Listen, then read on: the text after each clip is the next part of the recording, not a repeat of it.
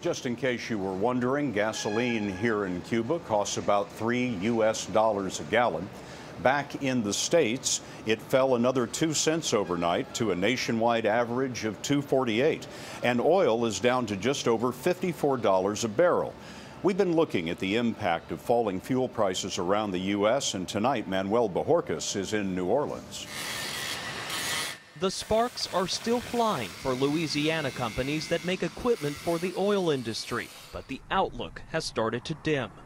When was it that you started to sense things are cooling down?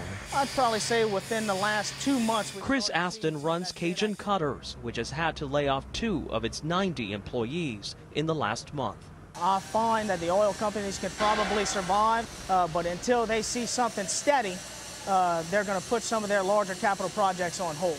Oil and gas revenues account for about 14% of Louisiana's budget. For every dollar the price of oil drops, the state loses 10 to 12 million. In the nation's largest oil producer, Texas, 10% of jobs are in oil and gas. Low oil prices could make 30,000 of those jobs go away. But along the Gulf Coast, shrimpers are seeing smooth waters ahead. David Chauvin owns 3 shrimp boats.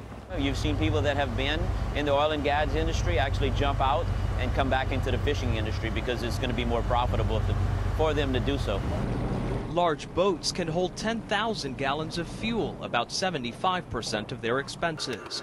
Chauvin says cheaper fuel means savings of $6,000 to $8,000 per trip and an edge over his stiffest competition. Our #1 challenge in this industry is definitely imported shrimp. Possibly will be a lot more competitive than what we have been in the past. So this is a godsend for you. It is.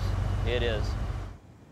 Louisiana officials say job losses so far seem to be offset by hiring in other industries such as shipbuilding. But Scott, the concern is the longer oil prices remain at their current levels, the deeper the cuts could go. Thanks, Manuel.